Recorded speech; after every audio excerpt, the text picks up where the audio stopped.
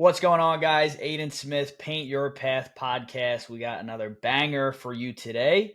And I'm joined by my co-host, Joel Mercado. What up? What up? What's going on, brother? Chilling, man. I'm excited. We're all rocking the TJP hats. TJP Let's go. is in the building. He has arrived. I can't lie, these hats are absolutely fire as well. Yeah, they're not bad, eh? Not bad.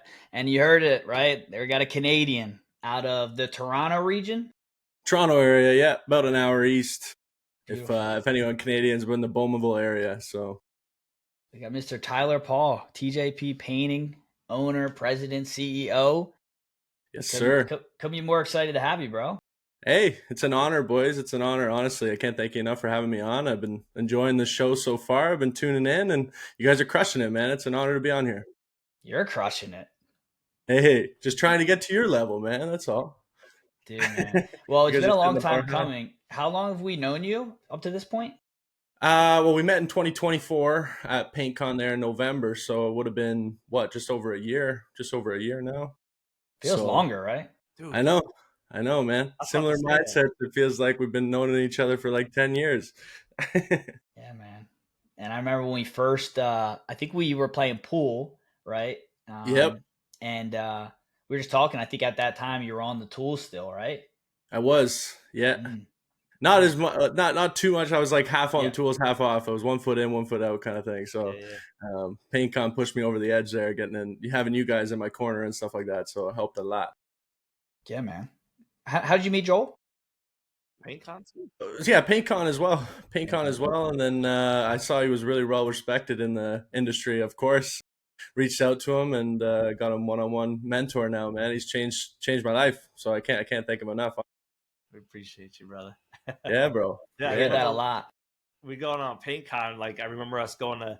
Remember we went to dinner or not? We went to lunch. We did sushi at Cannonball in San Diego. Yeah. I think it was the day after PaintCon wrapped up on the Monday Yeah. there before our flight out. He invited me out there, and there was like I think like 4 or 5 of us, something The like rooftop. that.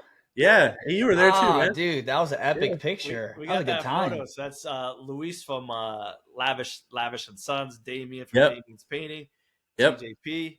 Like, dude, Yes, sir. we made it happen. Oh yeah. Wow. We met at lunch though. The one day at PaintCon there, Aiden. You were giving me some game at lunch there. I was appreciating that. Oh yeah. Yeah. Oh my gosh. Yeah. Isn't that awesome? Crazy, man. Yeah, it's how we roll. Shout out bro. to Lucas, man. Shout out Yeah, PaintCon. Yeah, It's awesome. 100%. I feel like the last three, at least the last 3 episodes, all PaintCon guys, right? People that have went to PaintCon, and using DripJobs as well. Tyler using DripJobs. Yep. After you got the production rates all set up for us, we've been using it now. I love it, man. It's a lot better than our last CRM, that's for sure. Yeah, got to shout out our sponsor, of course. If you guys are interested, all-in-one CRM for painters or any really home service business, DripJobs is the way to go. You get a 60-day free trial that will be in the description, and it's Path 60, PATH 60. So, Tyler, take us through kind of your story, where you started. How did this all come together? Now you have this like locally renowned brand. You're making waves. You're sponsoring boxers and fighters. Where did this all start? Yeah, man. So I started young. I had my start young. My mom got sick when I was younger, so my family kind of needed help with stuff around the house, be able to support myself and throw money in here and there kind of thing. So I started at 13 with Student Works Painting. So it's kind of like College Pro, if you guys are kind of familiar with that brand. Started door knocking for them, doing sales for them. And then I got thrown on the brush in the summertime. No training at all. Just kind of had to figure it out on my own. And then I ran a franchise through them for a year just to kind of get my feet wet and how the whole business operated, how to build a team, things like that. And then after that, I worked for a couple different companies through high school. It's a pretty big brand called Wow One Day Painting. So their affiliation with 1-800-GOT-JUNK. So they're a big company up here in Canada. I'm not sure if they're down in the States yet or not, but so they're a big company. I was like one of the youngest operators for them in North America at the time. I was like 16 running a truck for them. And then I worked for a new build company for a summer just to kind of get a feel for how houses from scratch, got painted, how to do all the nail holes, all the caulking, things like that. And then I went off on my own, man, at 17. It was a partnership at first with a couple buddies. Things didn't really work out. I was, long story there, but we're still good friends and stuff like that. We all just kind of went our separate ways. And then I opened TJP Painting in 2020. So it's been 5 years now on my own, but I've been in the game for over a decade now, man. So it's been a hell of a journey, and yeah, I wouldn't change anything, man. It's been great. Awesome, dude. Like, listen to that, guys. So 10 years in the game, right? And then 5 years officially as TJP. So I've seen a little bit of a transition for you, right, Tyler? So what made you go into the mascot side of things and the branding, right? I wanted to start with that because, first of all, guys, if you're watching this, he's smart. He gave us all hats. Yeah. We're repping it right now, right? And it's smart, right? Your brand has been taking off, right? So tell us a little bit why the switch on the mascot, what happened, and then what got you into the branding side, and then obviously tell us a little bit about stories. Yeah, for sure. So at first, when I first started TJP, I didn't really think much about the logo. I just kind of wanted to get started. So I just threw my initials on a logo and said, here we go. Done.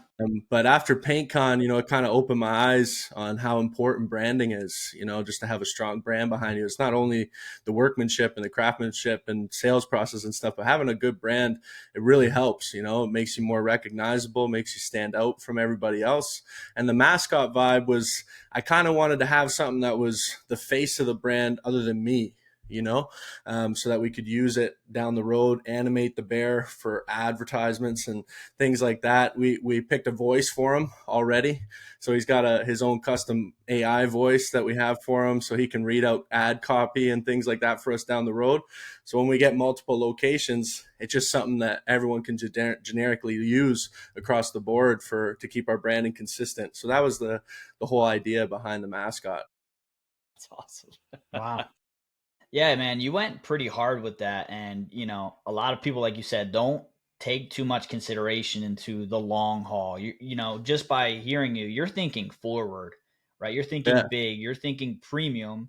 And now all the moves you're taking kind of day to day, week to week, kind of speak to that. And I see kind of what you're doing with the sponsorships, with the high end videos. I mean, those are super funny, just to Yep. be upfront, but like that attracts eyeballs that you could spend on ads all day. That's going to get you a greater long-term return, in my opinion, because people are 100%. going to see you in a different light when you guys are at the kitchen table talking about closing the deal. You're already in their brain, the guy they want to go with. It's just a matter of, making it all work out. So have you seen that since the transition happened? Yeah, man, 100%. Like, people's guards are already down when I walk into the kitchen table. Like, they feel like they already know me. They've had a good laugh from some of our content. We have videos for every sort of job, every sort of service that we do. So these people have already seen firsthand a video of the process of how they get their kitchen cabinets painted, or how they get the interior of their house painted, or how they get the exterior of their house painted. And it's just extra ammo at the kitchen table as well. When you're putting that quote together at the kitchen table, give them a couple videos to watch to add to that toy client manual that they're working on too while you're putting the quote together, so it builds rapport before I even walk in the door. So it's been crucial for us, man. And I get people walking up to me at like the grocery store being like, "Hey, I've been seeing your ads, man." like seriously, it goes to like local celebrity type thing that Lucas talks about, and that people across the industry that have been doing this have been talking about. It's like it works, man. It like makes you like a local celebrity in your area, Dude. And when you talk about this, like, and how it's been shifting for you, this happened for us in San Diego, right? Like, I think a lot of people fall off on the branding side of their business, right? And it's super crucial. And especially like anyone that's really looking at just Facebook leads and just Google leads, or wherever their leads are coming from, they don't realize it's all full circle, right? So like you just said, a local celebrity. Well, I've had the same thing. I've walked into a restaurant and people are like, "Dude, are you the guy on TikTok? Are you the guy on Facebook?" Like, yeah. yeah, that is me. And they've never bought a service from me, but they've seen that. So guys, you really need to pay attention to that. Like, let's say the customer didn't say they found you through Facebook, they found you through Google. All of that's cohesive. It's all working together. So I want you guys to keep that in mind. I think that's important to understand, that branding is super important. and it's helping all of your lead generation. So kind of keep that as a key point, because like when I share your stuff to my wife, she loves it. Yeah. Yeah. The moment Tyler comes out with a new video, I share it to her. She's like, I love this guy. So imagine that, right? Like what that's doing for other people too, and like how you're getting them to laugh and the connection already. You're not kidding. You're hitting those like heartstrings already before you walk in the door. Uh, so you said it makes it easier, right? On the sale, they're also recognizing you, but also talk about like even on the commercial side of things, because I know what you've done, right? And you've done a spa recently where you did staining and overnight work. How do you feel like that's helped you out with that? Yeah, man, like that's how they found us. That's how we got that lead, was organic Mm. content, man. Like she saw a sponsored ad and was like, man, these guys are legit. So a big business like that has a reputation to uphold, they want a company that has a good backing, good portfolio that they can bring to their board members and be like, look, like this is the company that's doing the work. This is the company that we're hiring and moving forward with. And dude, our content got us a contract with them. Now we're like their painters to do all their maintenance work every 2 years. So they got to sand and paint every 2 years. So it's like we're doing the rest of the building next year. And they have multiple locations across Canada too. So they said, you know, if if we're willing to travel, they'd fly us out to a location and let us stay there and do what we need to do. You know what I mean? So the content's been big, man. It really just makes us stand out from our competition. And like you said, with the laughing stuff, you know, if we're going against another company that has it dialed in like us, has good video production, stuff like that, if we can kind of make them laugh with that angle with some of the ads that we do, I feel like they're going to lean towards us compared to, you know, if they're comparing apples to apples, if we get, you know, show them some personality and make them feel comfortable, more comfortable with us, it's going to be huge for us, man. So it's been big. Yeah. And just knowing you, I feel like it's a representation of you as well. You're Yeah, super positive. I mean, like when we're around, we're just laughing, we're chopping it up, like we're having a good time. You want people to feel that working with you in business, right? It's like what you are, who you are, and your values. You want people to say, "Hey, it's more than just business, right? You're getting to know us. It's a deeper level. We're coming in your business, your home, and when you relate to them, we can make them laugh and stuff like that. It makes it that much easier to build that trust. I think there's like a stat where it's like people need to, get hit 7 or 8 times before they can fully feel, hey, I can make this commitment and feel confident in that. So, yeah. And another thing that to touch on, like when you're quoting in person, it's back to what you're saying, how you make them feel. The client's not going to remember all the paint technical words and all the process of what you're doing to paint their house. They're going to remember how you made them feel at the end of the day. So if you made them feel good and they feel comfortable around you, they're going to buy from you, you know? So especially bridging that gap from lower level companies up to here kind of thing, it all goes back to how you made them feel at the end of the day on that first impression. that's huge. I love that, dude. So Tyler, I love having guys on here too that I know, like that I Yeah, work yeah. with on a person. So it's I'm able to get a little specific, right? What are some things that you think that, first of all, you mentioned something earlier, something shifted in PaintCon that you realized you needed to shift. Hmm. If you could hone in on that a little bit, because our viewers, our listeners, some people have already been to PaintCon, some people want to go to PaintCon, and so I've heard this before. They have that limiting belief of like, oh, the ticket's too expensive, and I can't be outside of my work. Dude, you literally flew from Canada to PaintCon in 20 last year, right? By yourself, didn't know any of us, and you took that risk on yourself of like, huh, what's this event? Let me see what's out there. And then you immediately went and shifted your brand. Like, what was the one thing that you were like, you know what? I need to make a shift right now in my business. What was that? Like that moment that you had, and what made you shift that? Yeah, for sure. So it goes back to what I was saying earlier. It just really opened my eyes to what was possible. You know what I mean? Like when you're in your local area talking to local contractors and you're doing better than most of the guys in your area, sometimes you tend to get comfortable. You get complacent. You know what I Yeah. mean? You get comfortable just where you're at, you know? And then when I went to PaintCon and saw the numbers that was possible and what I could do for my team and give them a better life, better career opportunity and stuff like that as we grow and scale, I just realized I wasn't doing enough. and I could do so much more, because I have the skill set, I have the work ethic to do it. It's just a matter of putting it into action and having people like you guys in my corner. You know what I mean? Like Man of Faith, guys that are running 7-figure businesses that have gone through all these bottlenecks and all these hurdles that you have to go through on your come up. So just getting mentors in my corner and just getting guys that are doing a lot better than me around me all the time, so that each day it pushed me to be like, I got to get to the next level. I got to get to the next step. What can I do next? You know what I mean? So it was just seeing what was possible. And again, working with you, just shifting my mindset to show like, you can dream big, you can have a big vision, you can do it. It's just a matter of putting it in action and not being afraid to fail. Like the best piece of advice I ever got even before PaintCon was never take criticism from someone you wouldn't take advice from. And that's stuck with me ever since. You know what I mean? So being in a room with you guys, I would take criticism from all of you guys because I would take advice from you guys. So when I was talking to guys at PaintCon, they were telling me like, dude, your branding's bland. It looks a lot like other people's brandings. You're not standing out.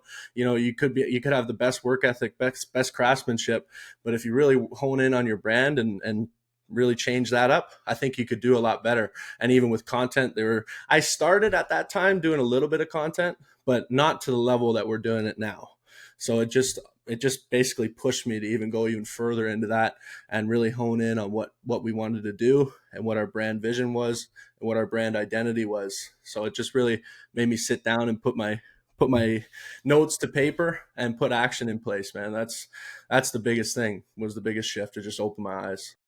Yeah, if you guys want to get a taste of what it is and what it looks like, high level branding and marketing, definitely check out his page, TJP Painting, on Instagram, Facebook. I'm sure TikTok, they're on there. But you can use that as inspiration and see, wow, like this actually helped him. It actually looks good. It makes his team want to buy in a little bit more because they have an identity. Like he said, they have a vision. He's thinking long term, and he's able to get these high level guys to buy in. So think about that when you're trying to recruit guys. What are they buying into? What's the vision? What does it look like? How can they come in and feel comfortable? Like, hey, I'm happy to be associated with this brand. And when people see us and see our team, and then they see me, it's like, wow, I'm part of something bigger than, 100%. just your small local painting company. You took it seriously. So definitely hats off to you. No pun intended. Yeah. But dude, another thing I wanted to get to is, and I want to get to your team as well. When you did the branding, you went all in, right? And I know we're smashing this, but it's so important, right? Yeah. A lot of guys, they try and get somebody on Fiverr. They try and get their cousin who knows how to do logos and like spend 100 here, a couple hundred here. Guys, do it right the first time, and then you will get the respect not only of your peers, your team, but look at that. Big businesses reaching out to him because he took his brand seriously and they see him in a different light than these other companies. So it's super important. Get it done professionally the first time so you're not going back and forth and, just move on, right? Yeah. 100%. Not to mention, it makes people want to rock the brand too. But yeah. When it looks good, you feel good, and it all works, Yeah, man. 100%. That's one thing that we are implementing soon, is we're putting a shop on our website so people can buy the merch. We're not going to charge much more than cost, but people always ask me like, oh, can I get a hat? Can I get a shirt? Can I get a crew neck? So I'm just going to put something on the website. People want to support, want to buy the brand. By all means, man, we're happy. We're happy to sell it to you. That'll be fire. We'll put your link in the description. Yes, sir. I wanted to get to your team though, man. We met a couple guys from your team. Mm-hmm. They seem legit. They seem high level. What did that look like for you to get an awesome team now, and kind of that process, and maybe what you've learned while making it all happen? Yeah. So like the biggest thing with me, work culture is huge. Okay. On my come up, I worked with a lot of companies where the boss per se, no one liked working for him. No one respected him because he didn't treat us with respect. You know what I mean? He treated us like we were less than him. And I always said to myself, if I run a company, I'm not going to run it that way. So I make my guys feel a part of the brand, feel a part of the team. Just because I'm the CEO doesn't mean I'm better than you. Everyone has their own role to play. Everyone has their own role to put into the brand in order for us to succeed. You know what I mean? So that's been huge for us to be able to retain guys. I hear a lot in the industry, guys are going through employees all the time, like constantly, like going through production managers, going through crew leads, things like that.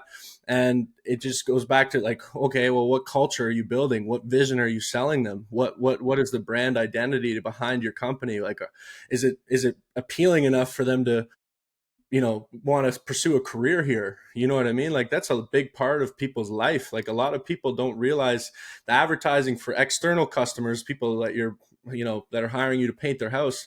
It's just as important to advertise for your internal customers that are going to be spending 8-hour days with you every day of the week almost. You know what I mean? So it's like, that's huge for me. So it's just building a good culture, building a good environment.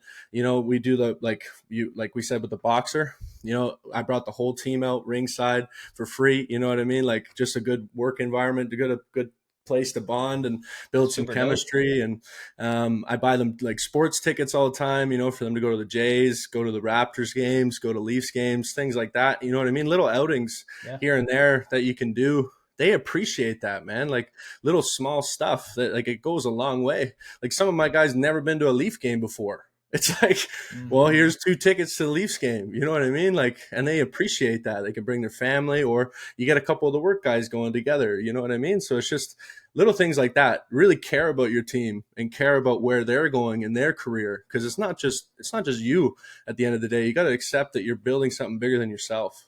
So it's you're feeding other people's families that are working for you. And that's one of my biggest whys these days is I want to build this thing big so that my team, my core members that have believed in this thing since the beginning are going to eat and do really well, and be able to have a good life with their family, things like that. So that's been big for me, is just honing in on that culture. And if someone comes in as a bad apple, we get rid of them right away. You know what I mean? Because it just goes back to fruit, man. If you have a bad apple around good fruit, it's going to go sour eventually on the other fruit. You know what I mean? So it's like, and if you're letting guys get away with stuff all the time that they shouldn't be, your A players are going to be like, well, why am I putting all this effort in if this guy can get away with it? So it just goes back to your values and your core values behind your brand. What are you trying to build? What vision what are you selling to them? Things like that. That's what I really honed in on. Yeah. Love it. You guys are hearing it. Yeah. The gems are being dropped. So biggest thing for me too, Tyler, when I look at your business and your brand, it kind of I think Aiden said it best, right? It is you though, right? And when I say you, there's something about you that you bring, like the energy, like he said, positive energy that, like, not only does your customer journey has it also shows with your guys. Like, when I first met your guys, I was like, man, dude, they're just like Tyler. Yeah. So, there's one thing I always like to talk about: like attracts like. So it's almost like it didn't happen by mistake. You're this type of person and you're attracting these type of people. So not only does your brand fit, your leadership skills fit as well, where people want to be with a guy like you, right? And like, it's almost like a friend, a buddy. It's like, hey, like, and I usually try to say, be careful of being a buddy or a boss, but the reality is your people feel like a family, like a unit. 100%. And there's nothing wrong with that, right? And I think you're actually proving that to people to show that, hey, like, we are like family. And if we treat each other as such, we're able to build with each other. So that's awesome, man. And I want to commend you for that, because I get to see that as well. So you're doing a great job on that. So what's some advice you think you would give to someone right now that's still on the brush? Because like you said, you were halfway in, halfway out. What's some advice you would give to someone that's still on the brush, that has a vision like you, right? Like, they're like, oh man, like, I know I can do these things. What's something that you would tell that person today that's listening? Just believe in your team, man. Some people are too afraid to let go of the reins and whatnot. You gotta put a little bit of belief in your team and let them take the reins and show you that they're here for the long haul, that they're trying to build it with you. You know what I mean? A lot of guys, they're afraid to give these guys the trust and things like that, but you can't be afraid to fail. You know what I mean? Like if it turns out to not work out the right way, then you pivot and you put someone else in that position and you keep moving forward. You know, like you guys know, any hurdle you come across is just, okay, what's the solution to this problem? Let's not stop and just give up. Let's figure out what the solution is and go the route that we need to go to fix it. You know what I mean? So it's just having that belief in your team and really honing in on to them, to train them too, and to have that belief in themselves as well. Like sell the vision to them, sell that they can be a big player in this company, that they can do, you know, they can own a portion of the company maybe one day, or own a franchise one day or something. You know what I mean? Like just build that vision into them, and then they're going to be like, okay, I want to prove myself to this company, and I want to show what I can bring to the table myself. You know, so it's just having belief in your team. And then sit back and watch what happens, man. Like when you give these guys some belief and some trust, if you get an A player on your squad, they're going to want to show you how well they can do without you. They're kind of babysitting per se. You know what I mean? Like, let me go do it on my own. You know, it's just kind of it's kind of a similar scenario when you're letting your kid go off on his own into the world. You know what I mean? It's like, let him go, you know, like let him go make mistakes and stuff like that, learn from him, move on and stuff like that, you know? So it's just having belief in your team. That's the biggest piece of advice as I can give. Can I add on to that maybe like with a follow-up question? I think also, and I'm kind of going through this right now, right? When I'm kind of trying to build out this team and get more managers to figure out, okay, what's the next step for our painting company? What did that transition look like? Did you feel ready? Was it like, hey, I'm here now, I can afford this guy? Or what did that look like?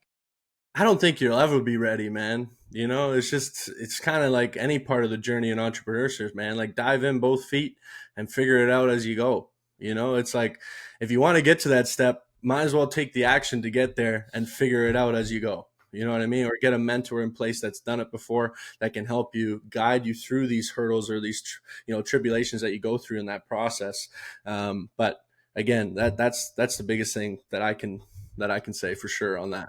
Yeah, no, and I asked that because I kind of knew it was going to be, because it's always the same, right? When you're doing big transitions, it feels uncomfortable. When you're trying to grow and achieve, either greatness or the next level, it's going to be uncomfortable. And if it's not, you're probably doing it way too late or not doing it right. So 100%. And if it feels uncomfortable, you should know that you're on the right path. yes. You know what I mean? Like figure out how to get comfortable in that situation, then move to the next uncomfortable situation, figure it out again. It's a journey, man. It's constantly ongoing. You know what I mean? You're always going to be getting in an uncomfortable position. So you might as well start getting comfortable in those positions. I love that. And guys, I want you to kind of look high level real quick. All the guys we've been bringing on, it's so positive. It's people first. It's serving. It's being the best you possibly can, helping your team grow. These are selfless acts, selfless mindset, and you'll get elevated by default, right? By doing all these great things and achieving great things with business, within the community, by default you get taken care of. So it's like, let's just focus on building our team, doing good, having good connections, mentorship, friendship. The rest will fall into place, right? It's like if you do it right, and all these guys you can see are doing it the right way. He just said he worked for bosses. They were pieces of shit. It's the reality of it. He is not going to be that way, and his team can have confidence in him through and through, that even off hours, out of the business, they know he's living a moral life, right? I think we can pretty much from the outside looking in make that assumption confidently in not just Tyler, but a lot of the guys that we're bringing on. And that's right. That's me and Joel kind of making sure that's the case, right? We don't have anybody around us where we feel iffy. And if there is something, we check it and we make sure, hey, everything's clean, right? 100%. And it goes back to saying, show me your 5 closest friends and I'll show you your future, man. Yeah. You know what I mean? Like the 5 closest people to you around you, if they're not pushing you to be the best you can be every day, if they're not better than you or have goals and aspirations that are bigger than you know what I mean? Find new people to get around, man, because you're just going to have an anchor in your life at that point. If people are dragging you down all the time. If you got a big vision, big dreams, sometimes, the local buddies in your area, maybe they're not helping you. I was blessed. I had great friends. Everyone has done well in their life and has been successful. So we all had similar mindset growing up. So I was blessed with that. But I know some guys that are around the wrong people that have so much potential, and they're just going to have, you have an anchor in your life at that point. If people are dragging you down all the time, if you got a big vision, big dreams, sometimes, the local buddies in your area, maybe they're not helping you. I was blessed. I had great friends. I had and they're just wasting it being around those people. You know what I mean? Because then that limiting belief is never going to go away. You know, you're seeing the 4 or 5 closest people to you, you know, being okay with being average and being complacent and being lazy and stuff like that, and going out drinking every weekend and you know what I mean? So it's just get around people that have a similar mindset on where you want to go, and you'll get there eventually. Just put the action in, and don't have an ego. A lot of people I see have egos in this, not just this industry, but any entrepreneur. Like, some guys have egos, and I don't understand that. It's like, throw that to the side, man. The day you stop learning is the day you stop growing. You can learn something from everybody, man. It doesn't matter if the company's lower than you or, you know, has less revenue than you. They could have a killer idea that you could implement into your business. Be like, holy, I didn't think about that. You know what I mean? So it's like, just be humble. It goes back to what you guys are, man. You guys are killing it, and you're the most humble dudes to be around in person. So, you know, just great to be around, and nice guys, kind, humble. You know, it's like, genuinely, seriously, you guys made me feel comfortable the first paint con I was even there. You didn't even know me. You know what I mean? So it's like, it just goes to show what your character is and whatnot. And I appreciate you guys a lot, because you guys are changing a lot of people's lives, man. Honestly, you should be really proud of yourselves. Yeah, thank you. Thank you, Yeah, bro. man, that's why we do what we do. We love what we do, and we want to help. And we've been in that journey, right? Like, I always tell people all the time, Aiden and I, when we first met, I was just like, that's my dude, right? And the reality is, it's when you understand pain, and you understand sacrifice, and you understand people and things that have been taken away from you, you want to drive so much for other people, and you want to be servant leader, right? And that's what leadership is. So you got to understand the commonality of the people that come on this podcast, the commonality of Aiden and I. We're servant leaders. Like, we want to help you, to help whoever else, to help whoever else, because that at some point in time has happened for us, and we want to give that blessing back to others. So it didn't happen by mistake. It's built by design, right? And when you continue to do that, watch what happens. No different than what you just said as a recap of your people. If you get them fed and take care of them and their families, what are they going to do? And it's no different, Tyler, when I saw you at this paint con, and at the night that I had you guys over, you know, you mentioned that your team got you tickets and like stuff like that. Like, Yeah, look yeah, at yeah. that. Like, they're even thinking about you, right? It's just a beautiful culture to have, because you're creating a whole nother family. And I teach this all the time. I always say family's built, not given. And the reason why I speak on that is because, yes, you can still have an extended family outside of your actual blood, right? And this is what we're all creating, is an extension of what we love and what we want to be around, right? So I Right. think that's important. 100%. 100%, man. And a lot of my guys, you know, they hang out outside of work and things like that. And I love to see that. And clients, dude, clients can feel that though. They even say it to me when I go and pick up the final check and do a walkthrough with them. They Yeah. say they can feel the chemistry. Like, you got a great group of guys, man. Like, we can feel how they enjoy working together. They can feel that energy. It just goes back to what you were doing in the sales process. It's like, how did you make them feel? Same thing with your team. How did your team make them feel? Are they miserable showing up to work? Are they not happy being there?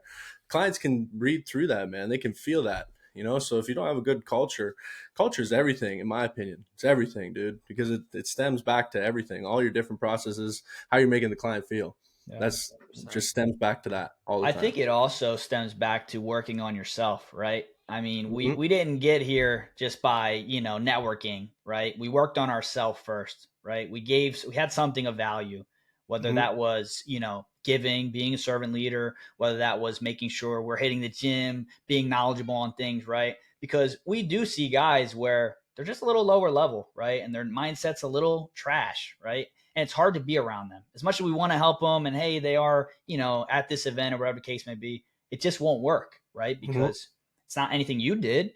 It's just some people are like that, right? So it's important that if you're watching this, going back to Tyler saying the ego thing, painters have a lot of egos, right? They think that they know everything and they have everything figured out, but then they don't have the team they want. They don't hit the goals and the financial metrics and all that kind of stuff. So open your mind a little bit. Think about what your habits are and if you can change some of them to maybe align with some of the other guys, right? Maybe it's not the people that you're trying to network with that's the reason you can't build that relationship. Maybe it's you. So Mhm. really look internal. For sure. I do want to kind of pivot to a little question and Let's get it. answer.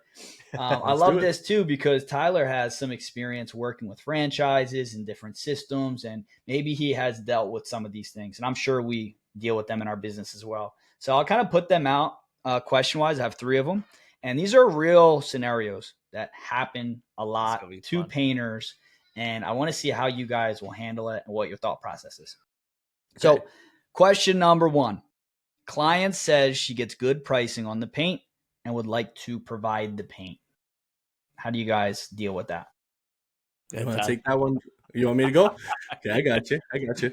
Yeah, so we just pivot into, so we don't put a markup on our paint. So we get top of the line stuff and we warranty our work. So we just go to say, if you want to supply your own paint, that's fine, but you're voiding our warranty, because we're confident in the product that we use. We're confident in the high level stuff, products that we're using from Sherwin-Williams.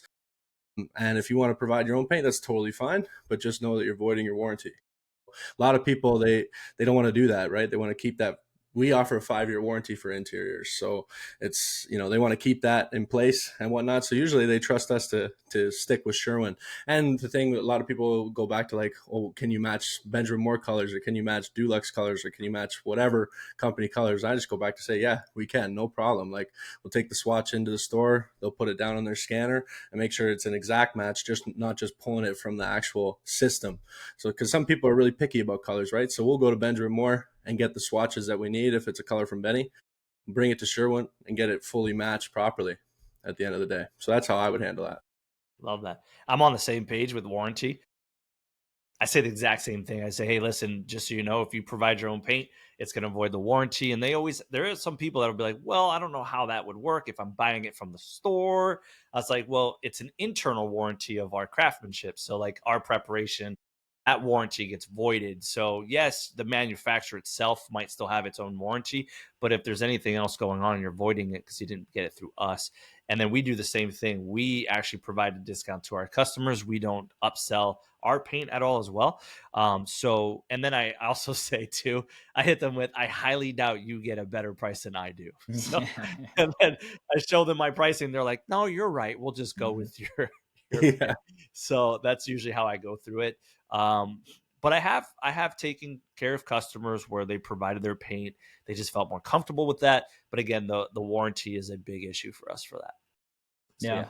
No, it's good to One thing I hear. was going to One Yeah, thing I go was ahead. going to touch on with that too was sometimes you got to make sure what paint they're planning on providing too, right? Like if they're planning to provide on some like crap Bear paint or Beauty Tone, I don't know the American brands that are bad, but up here, Beauty Tone and Bear and stuff like that are not great paint. So it's like, if you're going to supply that, I'm charging more for labor because it's going to take an extra 2 coats to cover properly. You know what I mean? So it's Yep. like, just make sure you're taking into account what paint they're planning to provide for you. Yeah, and not even like technical wise, it's a convenience thing, right? It is, hey, like, are you going to transport everything, little old lady, Yeah. 60 Sure. years old maybe, that it's like this is a lot of paint, number one. And number two, it's like, well, what if we order the paint that we think we need, but we need something else, right? And how does soft supplies work in that scenario? Do we get soft supplies? Do I charge you for that? I don't even Mhm. want to deal with any of that. And I feel like if there is a process in your company where you provide the paint, you're a full service painting company, and you get somebody like that, it kind of raises red flags, right? Mhm. Because they're trying to cut costs, they're trying to figure out ways around what you guys do. So I would just make sure you do a little bit more discovery if you hear that. So it's great to have a rebuttal, but also realize like you're getting into bed with somebody that may not have the best interests in mind when it comes to working with you. 100%. I So agree just be with that. careful. All right, cool. Number 2, client says we can move forward, but isn't really going and signing, right? He's like, yeah, sure, push it through. It's only a 1-day job. He'll pay it once it's finished. Just push it through. I don't even got to look at it. How do you deal with that? So they won't sign the contract either, you said? Yeah, let's just At say the they're point of like, sale? yeah, like they text you, written agreement, like, because technically in court, if you do text somebody say approved or yes, that's technically agreeing to it. Mhm. But they haven't like physically signed, right? Maybe they're older. Maybe they're like, hey, I'm really busy. Just push it through. I'll pay when I'm done. It's only a quick job. How do you deal with that? Yeah, so I love it. I just go back to, we have a deposit structure in place for a reason. You know what I mean? It helps our operating costs. It helps with everything. I'd be able to buy the paint up front, so I'm not out of pocket for that. So we usually try and take 50% up front, but some people are a little weary about that. So we'll go down to 25% if a client's really uncomfortable or have had a bad experience in the past. We get that. There's some shady contractors out there, man. So we're willing to work with people as much as possible, but we're at minimum getting a deposit the morning of that we show up to do the work. You know what I mean? So if someone's a little bit worried about giving a deposit until we show up the first day, it's totally fine. When we show up, we're ready to work, we're set up and everything, then we'll deal with the deposit, get it paid, get your receipt. And then at the end, when you're happy with everything, we do a walkthrough. You can pay the rest at the end. So that's how I would handle that. And then if they're not okay with that, then they're just not the client for us. Yeah, I love that. For me, we've done this before, so I love this because I can tell you the scenario and how it's happened and how it worked or didn't work too. So we've done a couple jobs that we did a small job. It'd be a day or 2 days worth of work, and we said, hey, like my sales rep said, we'll pay $100, just pay $100 at least to make a commitment, just so we know that you're serious. And they're like, no, I don't feel comfortable. I've been burned. And then they've not signed the document either. So me running production, right? Because at that time, you got to remember my partner was a sales rep and he was my business partner. So it's a little different scenario for us. We took the risk. I went to the job and it didn't go so well, right? Because now they're talking about, oh, I need you guys to only do this room and then come back and take care of this. Guys, you have to understand what happens is if they're setting the tone and they're telling you the way they want that done, and then you start the job, you're putting a lot of people at risk. So I would prefer to say no to those people and completely just say, hey, listen, first of all, I don't have a signed agreement. You can say what you want through text and all. That's great. But we don't feel comfortable. We also, as contractors, have a right to take on jobs like that and not take it because we've been burned as contractors as well. So to have an agreement that's a win-win situation, we would feel more comfortable if you could at least put 10% down or X dollars down. We'd be more than happy to, but we still need you to sign the agreement. So we've also had customers pay cash right on the front and not pay sign their proposal. I'm also still not comfortable with that. I want a written signed proposal and a deposit for me to move forward. So I've seen it. We're a high production business. We've lost thousands of dollars by just saying, yes, you guys should set the tone. That's my personal opinion. And you got to protect your people. So, Yeah. I think the common thing here is you have to follow your processes, yes. right? And if you bend in any way, and there's always going to be one reason or another to where somebody wants you to bend, right? For whatever reason, every time you bend, you raise a red flag. You give them an opportunity to take advantage of your business, of your people, of your whatever it is, right? And it's on the line now because you don't have a written document that's agreed to that technically agrees to exactly what the scope of work is. So now they can add, subtract, whatever the case may be, and you don't have anything to stand on, right? And then when it comes to money, you don't have anything in the bank account to cover any of the costs if they're holding out or withholding, not happy with the work, and now you're shit out of luck. How many painters listening right now, and I know you guys have stories, have been through this and kicked themselves every single time, but they give themselves another reason on why they have to make it. Oh, well, we don't have any work Monday, and she said we can go, but she's not signing. Let's just do it and then hope that everything goes to plan. And then what happens? You run into a Karen. You run into somebody that tries to take advantage of you. So I just want to kind of pinpoint this for you guys as far as scenarios. I got one more as well.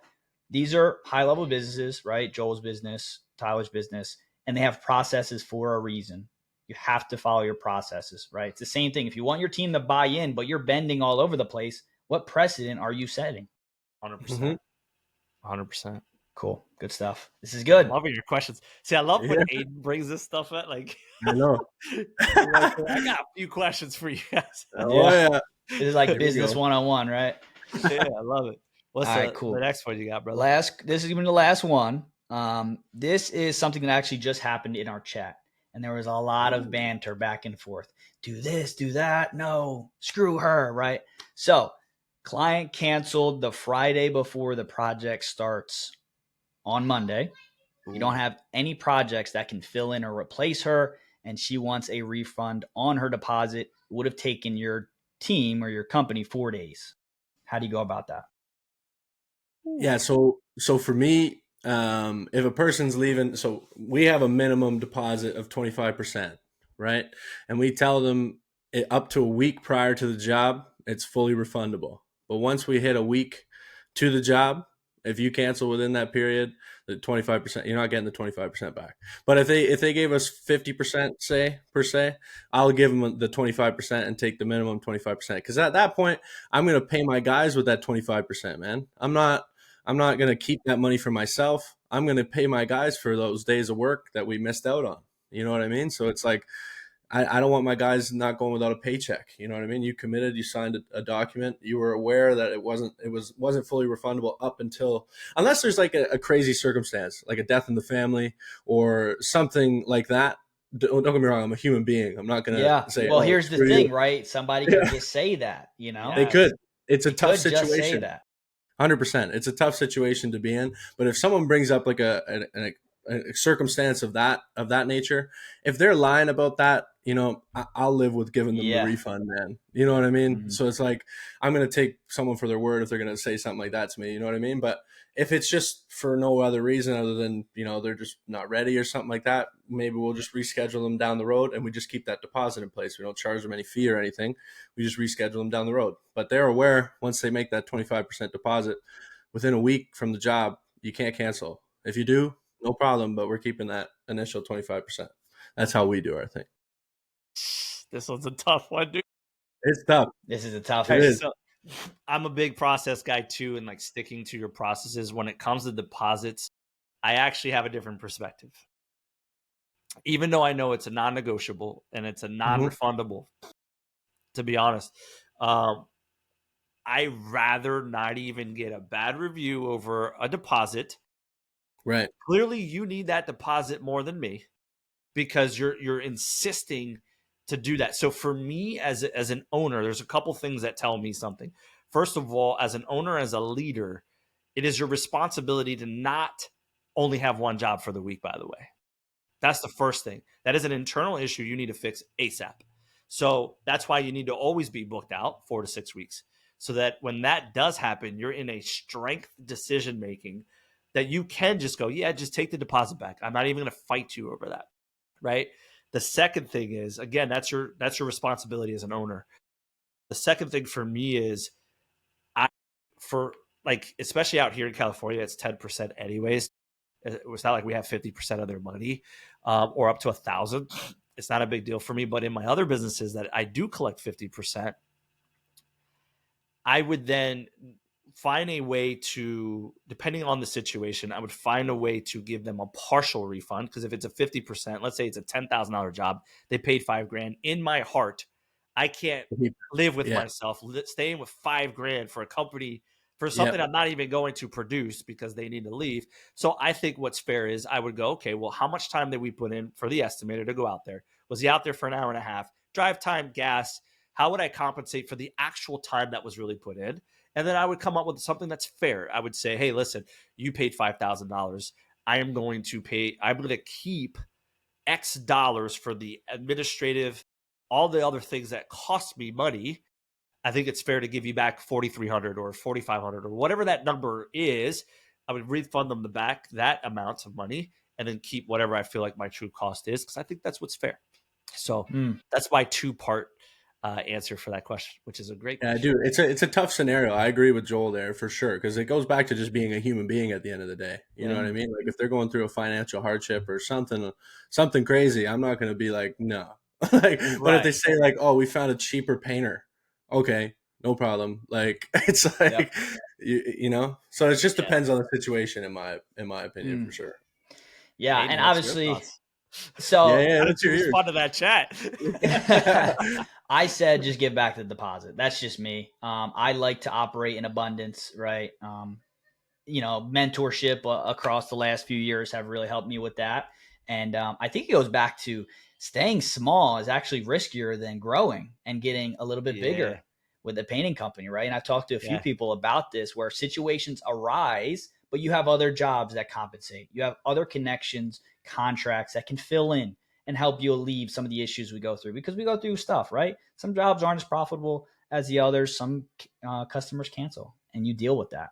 But yeah, I would give it back. Obviously, I would love to charge something. I touched on something in my coaching where we talked about how many guys and days it would have taken, and maybe just said, hey, pay us for the first day for all the guys that would have been there, just so we have that time to pivot, right? So if you're paying your guys an average of $250 a day, 250 times 3, $750, keep it pushing. We'll figure it out. So you can do something like that. And you have to figure out what's legal, right? What the refund policy is in your state or whatever the case may be. So we took the legality kind of out of it, and we went down like, what does our moral compass say, right? Yes. We kind of explored that, and Tyler kind of bringing up situations. We went through our, expenses and what it actually costs us to do certain things. We went through, what was the third thing that you said? Why am I blanking on that? There was something else in there. But regardless, we are thinking like CEOs, right? Problem solvers. We're not just, oh, she's not paying. Well, hold her refund. Sorry, you're done, right? You don't want to operate like that in business, because it will come back to bite you, right? Your guys will see that. Your team will see that. And it's not a good look for anybody. Save the review, save the conflict, save the potential lawsuit, right? Give the money back. And if you're in a position where you have to hold on to that money, you may want to think about making some other changes, either personally or in the business. 100%. I love that. Yeah. I've been great. I haven't ran into that situation yet, so thank you. That's the foreseeable. Fingers crossed. Knock on wood. Yeah. That's good, man. Well, hey, we are coming pretty much at time. Tyler, hey, man, it was a pleasure having you on, and this was a fun one. What game do you got? What last, thing do you got to say to our community? What's on your mind? Well, I just remember being back when I was first starting. It was when all my friends were going off to university, and I had a lot of noise in my ears. You know what I mean? Like, oh, I don't know, man. Like, you should go to uni. You should get that degree in your back pocket. You should do this. You should do that. But as I've grown up, I look back on those situations, and it's like, I wish in those periods I really blocked out the noise and just really focused, because there was points where I would stop because, someone said, I should do this and not do that. It just goes back to, bro, if you have a vision in your head and you want to make it happen, just block out all that noise, block out all the haters, block out all that stuff, and just focus on what you're doing day to day. Be consistent in the work, and it'll happen eventually. It's going to happen. It's inevitable. It's just a matter of when. So it's just goes back to my favorite quote that I said earlier in the podcast. Don't take criticism from someone you're not going to take advice from. So block out that shit, block out that noise, and just go and build what you see in your brain and what you have in your heart. Go and build that shit, man. Don't be afraid. Just take the leap and go. A lot of people sit on the fence for too long. You know what I mean? They're 1 foot in, 1 foot out, and they're just, they have that plan B in their back pocket. Get rid of the plan B and watch how fast plan A comes to reality. You know what I mean? So it just goes back to that, man. That's the biggest piece of advice that I can give you is, get mentors in your corner, get people that are doing better than you in your corner, and just put the work in, man. It just goes back to being simple. Just put the work in. You don't even need a quote, Joel. I was going to say, I got one prepared today too. Snap. That was a good one. Maybe you can save it for next. Yeah. Dude, well, we appreciate you, your friendship and working with you. And we're excited to see what is to come, man, because you're building something that is bigger than just you, right? And it's going to be a crazy journey, but, you keep the right people in your corner. You keep investing in your team, doing all the things we just talked about today, and you're going to make all that, a reality, and you're going to make your family really proud of you. 100%, man. I can't thank you guys enough, man, for the opportunity to come on here. I've been listening to the show, and you guys are giving a lot of value to people, man. You guys are inspiring people, changing people's lives. I said it earlier in the podcast, but you should really be proud of yourselves, man. Like, honestly, you're one of the most humble dudes that I've ever met. You guys are really, really smart in business, and anyone's lucky to have you in their corner, man. So, like I said, just give that credit card info and put the work in, man. That's all I could say, dude. That's all I can say. And where can people find you? So yeah, our socials are at TJP Painting. We're making a new website right now, so I'll hold off on the website. The new website's being in progress right now, but Yes, all of sir. our social pages are TJP Painting. So Facebook, Instagram, TikTok, you can find us on there for sure. Yeah, we'll put your info in the description. Yeah, man. Thanks so much again, guys. Yeah, Appreciate you thank you, guys. Tyler. All We right, brother. appreciate you, man. Thank you. Talk soon.